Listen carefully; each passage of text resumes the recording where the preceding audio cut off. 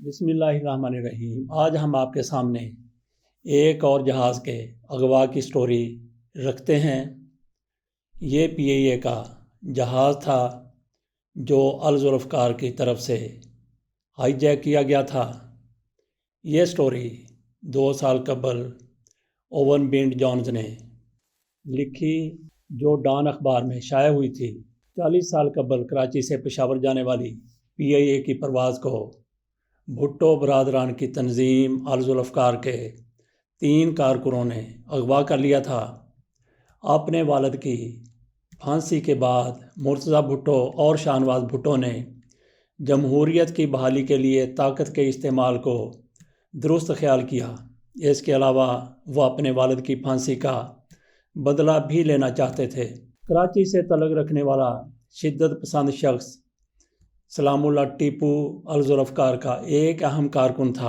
1980 میں ٹیپو جب کابل پہنچا تو اس کے کچھ دیر بعد ہی مرتضیٰ بھٹو اور شاہ نواز بھٹو نے طیارہ اغوا کرنے سے متعلق ٹیپو کی تجویز پر غور شروع کر دیا۔ اپنے منصوبے پر مرتضیٰ بھٹو کی منظوری ملنے کے بعد ٹیپو پاکستان واپس آیا۔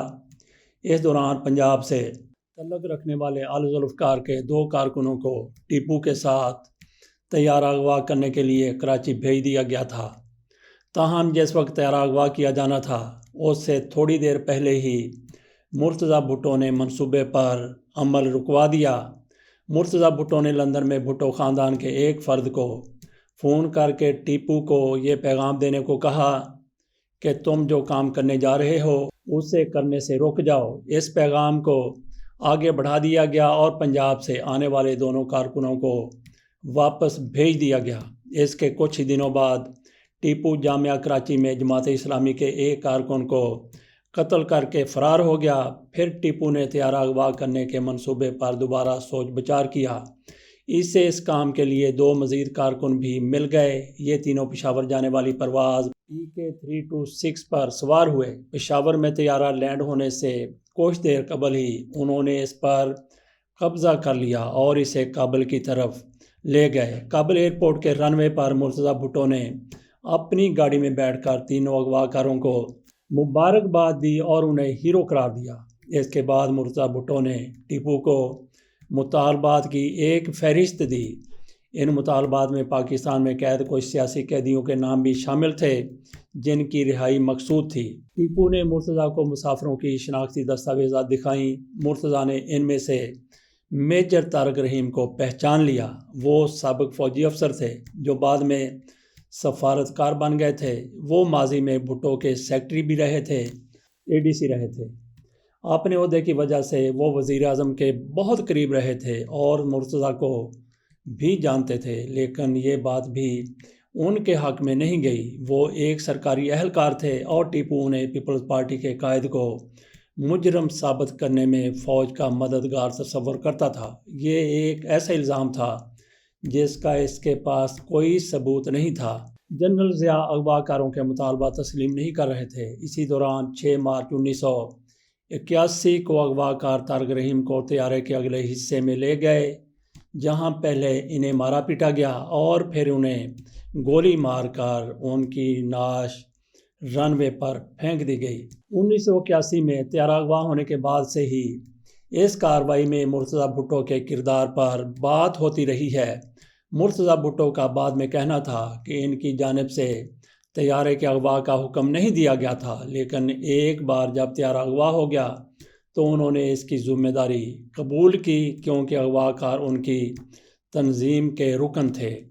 یہ بات کسی حد تک درست ہے کہ مرتضیٰ بھٹو نے ٹیپو کو طیارہ اغوا کرنے سے منع کر دیا تھا، تاہم یہاں یہ حقیقت بھی موجود ہے کہ وہ پہلے اس منصوبے کی منظوری دے چکے تھے۔ اس وجہ سے یہاں یہ سوال پیدا ہوتا ہے کہ طارق رحیم کے قتل میں مرتضیٰ بھٹو کا کیا کردار تھا۔ بعد میں ٹیپو نے بائیں بازو سے تعلق رکھنے والے راجہ انور کو بتایا کہ اس نے مرتضیٰ بھٹو کے حکم پر عمل کیا تھا، تاہم کابل میں موجود الذوالفقار کے ایک رکن اختر بیگ کا کہنا تھا کہ مرتضیٰ بھٹو کو طارق رحیم کے قتل کے بارے میں ریڈیو سے معلوم ہوا اور یہ سن کر وہ حیران تھے۔ تاہم جس دوران طیارہ کابل میں تھا اس دوران مرتضیٰ نے तशद्दुद को रोकने की कोई कोशिश नहीं की, बल्कि अगवाकारों को एक कलाशनकोफ फराहम की। इस कलाशनकोफ से तैयारे में ताकत का तवाज़न बदल गया और मगवियों के लिए किसी किस्म की मुज़ाहमत मज़ीद मुश्किल हो गई। अगवा की ये कार्रवाई उस वक्त ख़त्म हुई जब त्यारा दमिश्क पहुंचा और टीपू ने तैयारे में मौजूद 6 अमरीकी मुसाफिरों को कत्ल करने की धमकी दी। उसके बाद जनरल ज़ियाउल हक ने भी कुछ नरमी दिखाते हुए 54 सियासी कैदियों को रिहा कर दिया। इस अगवा के बाद मगरूर तबीयत का हामल टीपू काबुल ही में रह गया, जहां इसके पुरतशद्दुद रवैये पर बिलाखिर अफ़गान हुकाम के सब्र का पैमाना लबरेज हुआ और उसे 1984 में फायरिंग स्क्वाड के सामने खड़ा करके हलाक कर दिया गया। बाकी दोनों अगवाकार लीबिया चले गए, जहां इब्तदाई तौर पर कर्नल कज़ाफ़ी ने उनका ख्याल रखा। ताहम 1988 में जब बेनज़ीर भुट्टो वज़ीर-ए-आज़म बनी और उन्होंने लीबिया का सरकारी दौरा किया तो वो अगवाकार एक मसला बन गए। वो माजी में भुट्टो ख़ानदान और फ़ौज के इख्तलाफात की यादगार थे। उन्हें नज़रों से ओझ रखने के लिए बेनज़ीर की आमद से कबल ही जेल में डाल दिया गया। वो 6 साल तक जेल में रहे। बाद में उनमें से एक अगवाकार को लीबिया के एक ज़िम्मेदार इंटेलिजेंस अफसर ने बताया कि उन्हें बेनज़ीर भुट्टो के कहने पर जेल में डाला गया था। बेनज़ीर के हामी इस दावे को रद्द करते हैं। लीबिया के एक जज ने आखिरकार इन अगवाकारों की रिहाई का हुक्म दिया। बाद में 2011 में कज़ाफ़ी को कत्ल कर दिया गया तो दोनों लीबिया से फ़रार हो गए। उन्होंने एक छोटी सी कश्ती पर बहरा रूम को पार करने का ख़तरनाक सफ़र तय किया। वो दोनों अब यूरोप में अलग अलग जगहों पर रह रहे हैं। BBC के ये राइटर ओवन बीनेट जॉन्स, जो BBC के लिए काम करते हैं, लेकिन उन्होंने ये आर्टिकल डॉन में लिखा है। वो कहते हैं कि कुछ माह कबल मगरबी यूरोप के एक मुल्क में मेरी इनमें से एक अगवाकार से मुलाकात हुई। वो उस मुल्क में पनाह की दरख्वास्त दे चुका था। उसका कहना था कि नौजवानी में उसने जो कुछ किया वो इस पर शर्मिंदा है। उसने कहा कि मुर्तज़ा भुट्टो की अल-ज़ुल्फ़कार ने बेगुनाह शहरियों की जानें लीं और कुछ हासिल नहीं किया। इस बात को रद्द करना मुश्किल है। इस कहानी का एक दूसरा रुख भी आपके सामने रखते हैं, जिसमें इस कहानी को ट्विल्ट करने की, थोड़ा सा मोड़ने की कोशिश की गई है। इसमें कहा गया है कि 2 मार्च 1981 को जनरल ज़ियाउल हक दौर में पाकिस्तान से हाईजैक होने वाले एक मुसाफिर बरदार तैयारे के बारे में आम तसर यही पाया जाता है कि इसे मुर्तज़ा भुट्टो और शाहनवाज़ भुट्टो ने अपने वालिद और साबिक़ वज़ीर-ए-आज़म ज़ुल्फ़िकार अली भुट्टो के अदालती कत्ल का बदला लेने के लिए हाईजैक करवाया, क्योंकि भुट्टो ने अपनी शहादत से कबल कहा था कि अगर मुझे कत्ल कर दिया गया तो मेरे बेटे मेरा इंतकाम लेंगे। दूसरी जानब बेनज़ीर भुट्टो के नज़दीक इसकी तशरीह ये थी कि इनके वालिद की बेटों से मुराद पीपल्स पार्टी के कारकुन थे, ना कि इनके हकीकी बेटे, और इंतकाम से मुराद डिक्टेटरशिप का ख़ात्मा और जमहूरियत की बहाली था। इसी तरह मीर मुर्तज़ा भुट्टो की साहबजादी फ़ातिमा भुट्टो अपनी किताब में लिखती हैं कि पाकिस्तानी तैयारा अगवा करने वाले हाईजैकर्स दरअसल ज़ियाउल हक की खुफिया एजेंसियों के एजेंट थे और इस वाक़े से पीपल्स पार्टी को फ़ायदे की बजाय नुकसान पहुंचा और ज़ियाउल हक की फ़ौजी जनता मज़ीद मजबूत हुई। 1981 में पेश आने वाले इस वाक़े से न सिर्फ फ़ौजी आमरीत के ख़िलाफ़ जमहूरी जद्दोजहद को ज़बरदस्त नुकसान पहुंचा, बल्कि पीपल्स पार्टी को भी खसारा उठाना पड़ा। इस वाक़े ने भुट्टो ख़ानदान में भी फूट डाली और इसे तकसीम कर दिया। ये 2 मार्च 1981 की बात है, जब दोपहर 2:15 पर PIA का तैयारा PK 326 कराची से पेशावर के लिए उड़ान भरता है। जहाज़ में अमले के 5 अफराद समेत 48 मुल्की और गैर मुल्की मुसाफिर सवार हैं। मियाँ वाली के ऊपर परवाज़ के दौरान 3 नौजवान अपनी सीटों से उठते हैं और कॉकपिट में घुसकर असला के ज़ोर पर पायलट को जहाज़ का रुख मोड़ने पर मजबूर कर देते हैं। शाम 5 बजे जहाज़ काबुल के हवाई अड्डे पर उतार लिया जाता है। तैयारे की हाईजैकिंग की खबर अगले दिन आलमी मीडिया की 6 सुर्खियों में नुमाया थी। اغوا کاروں کی شناخت الذوالفقار اور پیپلز اسٹوڈنٹ فیڈریشن سے وابستہ 3 نوجوانوں کے طور پر کروائی گئی۔ سلیم اللہ ٹیپو، ناصر جمال اور ارشد شیرازی نے مسافروں کی رہائی کے بدلے ملک کی مختلف جیلوں میں قید پیپلز پارٹی کے 54 سیاسی قیدیوں کی رہائی کا مطالبہ کیا۔ اگلے 3 روز تک حکومت پاکستان کے نمائندوں اور ہائی جیکرز میں بے سود مذاکرات ہوتے رہے۔ طیارے کے مسافروں میں کیپٹن طارق رحیم بھی شامل تھے، جنہیں اغوا کنندگان نے جنرل رحیم الدین کا بیٹا ہونے کے شبے میں قتل کر دیا۔ اس قتل کے بعد کسی ممکنہ ری ایکشن کے خدشے کے پیش نظر 7 مارچ کی صبح جہاز نے مسافروں سمیت شام کے دارالحکومت دمشق کا رخ کیا۔ یاد رہے کہ اس دور میں بھٹو حکومت کے خاتمے اور ان کی ضیاع جنتا کے ہاتھوں پھانسی کے بعد احتجاج اور مظاہروں کی پاداش میں پیپلز پارٹی کے رہنماؤں اور کارکنوں کی بڑی تعداد مختلف جیلوں میں قید تھی۔ ان میں پیپلز پارٹی کے سیکرٹری جنرل اور سابق وفاقی وزیر ڈاکٹر غلام حسین، سابق اسپیکر معراج خالص، سابق وزیر سید اقبال حیدر، میاں محمود علی قصوری اور سلیمان تاثیر بھی شامل تھے۔ دلچسپ بات یہ ہے کہ فلم سٹار محمد علی اور حبیب بھی سیاسی قید کاٹ رہے تھے۔ اس ہائی جیکنگ کے بعد عالمی میڈیا میں بھٹو کے بیٹوں مرتضی بھٹو اور شاہنواز بھٹو کے نام کی گونج پھر سنائی دینے لگی، لیکن پیپلز پارٹی کی تب کی قیادت یعنی نصرت بھٹو اور بے نظیر بھٹو نے ہائی جیکرز اور الذوالفقار نامی تنظیم سے مکمل لا تعلقی کا اعلان کیا۔ بالآخر 12 مارچ کو حکومت نے جہاز کے مسافروں کی رہائی کے بدلے 54 پاکستانی قیدیوں کو آزاد کرنے کا فیصلہ کیا۔ ان 54 سیاسی قیدیوں کو ایک خصوصی طیارے کے ذریعے 15 مارچ کو پاکستان سے شام بھیج دیا گیا۔ رہائی پانے والوں میں پیپلز پارٹی کے مرکزی رہنما اور سابق وفاقی وزیر ڈاکٹر غلام حسین بھی شامل تھے۔ غلام حسین کا اس وقت کے حالات اور اپنی رہائی کی تفصیل بتاتے ہوئے کہنا تھا کہ سیاسی قیدیوں کو زبردستی شام بھیجا گیا تھا کیونکہ ہم لوگ ہائی جیکنگ کے نتیجے میں رہا ہونے کو تیار نہیں تھے۔ ہمیں زبردستی ہتھکڑیاں لگا کر طیارے میں سوار کروایا گیا۔ میں نے زبردستی کرنے والے ایک اہلکار کے سر پر ہتھکڑی دے ماری تھی۔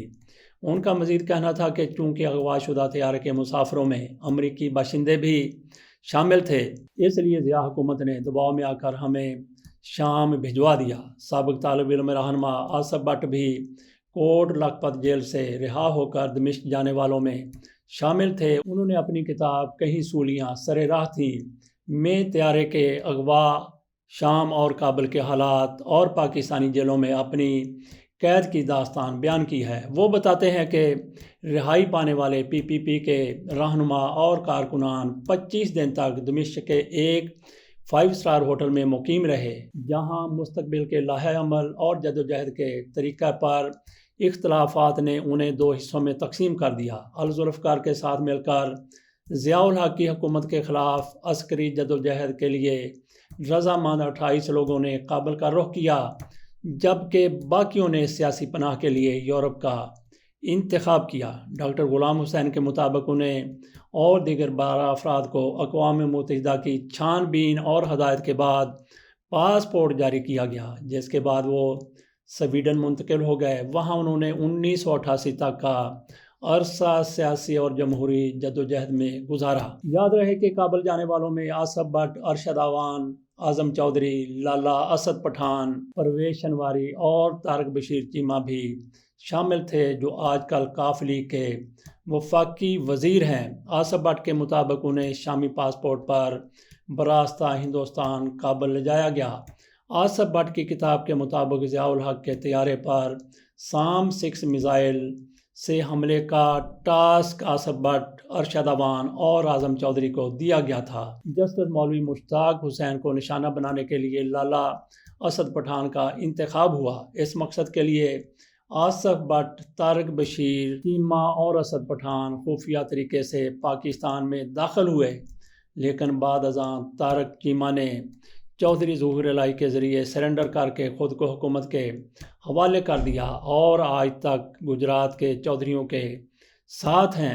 آصف بٹ کے مطابق انہوں نے ضیاء الحق کے طیارے کو نشانہ بنانے کے لیے ایک مکان بھی کرائے پر لے لیا تھا، مگر بعد میں ان کی ڈرامائی انداز میں گرفتاری سے یہ منصوبہ ادھورا رہ گیا۔ آصف بٹ اپنی کتاب میں لکھتے ہیں کہ جب انہوں نے شاہی قلعہ لاہور میں دوران گرفتاری اپنے تمام منصوبوں کا انکشاف کیا تو پہلے انہیں سزائے موت سنائی گئی جو بعد میں عمر قید میں بدل دی گئی، لیکن 40 برس قبل پیش آنے والے اس واقعے کے مقاصد اور اس کے کرداروں کے بارے میں آج بھی مختلف اور متضاد رائے پائی جاتی ہے۔ اس حوالے سے ڈاکٹر غلام حسین کا کہنا تھا کہ طیارہ ہائی جیکنگ اصل میں ضیاء الحق حکومت کی سازش تھی۔ یہ کام سلام اللہ ٹیپو سے لیا گیا۔ اس وقت کی حکومت طیارہ تباہ کر کے پیپلز پارٹی کو بدنام کرنا چاہتی تھی، مگر جہاز میں موجود امریکی باشندوں کی وجہ سے ایسا نہ کر سکی۔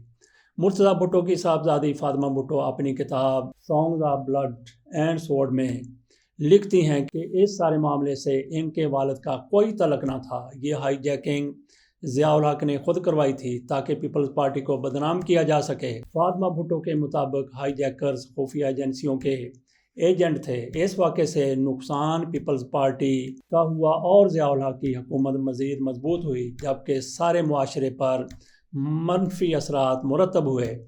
فاطمہ بھٹو کی معلومات کا ذریعہ ان کے والد کے دوست سہیل سیٹھی ہیں، جنہوں نے انہیں بتایا کہ مرتضیٰ بھٹو کابل جا کر مسافروں کو ہائی جیکر سے چھڑانا چاہتے تھے۔ دوسری جانب آصف بٹ اپنی کتاب میں لکھتے ہیں کہ جیلوں سے رہا ہو کر جب ہم دمشق پہنچے تو میر مرتضیٰ بھٹو اپنی کامیابی پر شاداں و فرحان نظر آئے۔ ایئر مارشل اصغر خان اپنی کتاب میں اس حوالے سے لکھتے ہیں کہ ہائی جیکنگ کا واقعہ اس وقت ہوا جب ضیاء الحق کی حکومت کے خلاف تحریک بحالی جمہوریت یعنی MRD کا آغاز ہوا تھا۔ حکومت نے اس کا فائدہ اٹھا کر پیپلز پارٹی کے خلاف پراپیگنڈا کیا، جس کا اثر یہ ہوا کہ آزاد کشمیر کے سابق صدر سردار عبدالقیوم خان اس واقعے کو جواز بنا کر MRD سے علیحدہ ہو گئے۔ لیکن اس واقعے سے منسلک بعض کرداروں کا خاتمہ بہت دردناک طریقے سے ہوا۔ طیارے کے ہائی جیکر میں سے ایک سلام اللہ ٹیپو کو بعد ازاں افغان حکومت نے فائرنگ اسکواڈ کے سامنے کھڑا کر کے موت کے گھاٹ اتار دیا۔